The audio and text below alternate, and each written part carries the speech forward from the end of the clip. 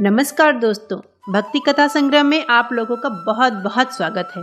दोस्तों, आज हम आपको वरुथनी एकादशी की कथा तथा इसके नियम के बारे में बताने जा रहे हैं।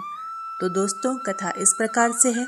एक समय की बात है, धर्मराज युधिष्ठिर कृष्ण से बोले, हे भगवान, वैशाख कृष्ण एकादशी का क्या नाम है तथा उसकी विधि तथा महात्म्य क्या है।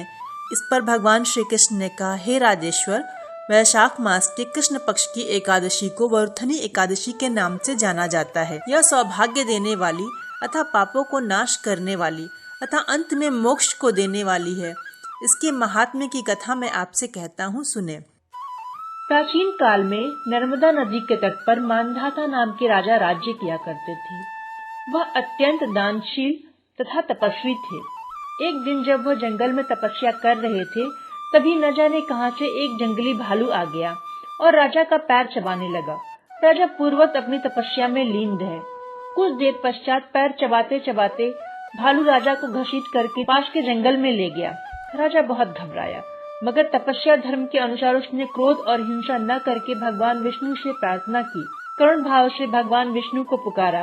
उसकी पुकार सुन करके भगवान श्री विष्णु प्रकट हुए और उन्होंने चक्र से भालू को मार डाला।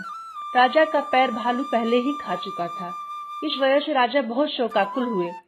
उन्हें दुखी देखकर भगवान विष्णु बोले, वत्स, शोक मत करो, तुम मथुरा जाओ। वरुथनी एकादशी का व्रत रखकर मेरे वराह अवतार मूर्ति की पूजा करो। उसके प्रभाव से पुनः सुदृढ़ अंगों वाले हो जाओगे।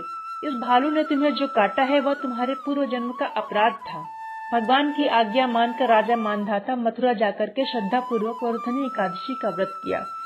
इसके प्रभाव से राजा शीघ्र ही पुनः सुंदर और संपूर्ण अंगों वाला हो गया। इसी एकादशी के प्रभाव से राजा मांधाता स्वर्ग गए थे। जो भी व्यक्ति भय से पीड़ित है, उसे वरुथनी एकादशी का व्रत कर भगवान विष्णु का स्मरण करना चाहिए। इस व्रत को करने से समस्त पापों का नाश होता है। आइए दोस्तों, अब इस व्रत को करने की विधि के बारे में जानते हैं। इस दिन सृष्टि के पालनकर्ता श्री हरि विष्णु की पूजा की जाती है। व्रत कथा का पाठ किया जाता है, दान करते हैं और नियम पूर्वक व्रत रखते हैं। इस व्रत को करने से कष्ट और दुख दूर होते हैं। इसके अतिरिक्त विष्णु कृपा से मोक्ष की प्राप्ति होती है। एकादशी व्रत रखने वाले व्यक्ति को तामसिक भोजन और विचारों से दूर रहना चाहिए। व्रत करने वाले व्यक्ति को मन, वचन और कर्म की शुद्धता पर ध्यान देना चाहिए।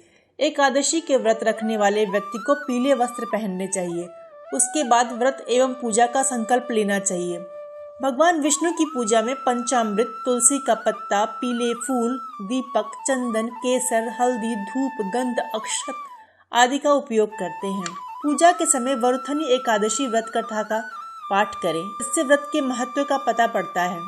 इस दिन आपको भगवान विष्णु के मंत्रों का जाप तुलसी की माला से करना चाहिए। इससे आपके मनोकामनाओं की सिद्धि होती है।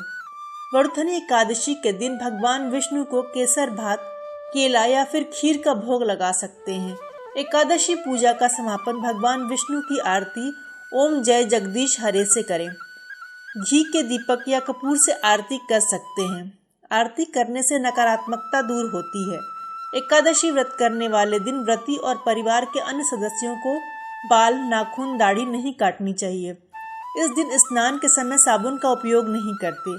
एकादशी वाले दिन घर में झाड़ू नहीं लगाते, क्योंकि ऐसा करने से छोटे कीड़े मकोड़े मर सकते हैं और जीव हत्या का दोष लग जाता है।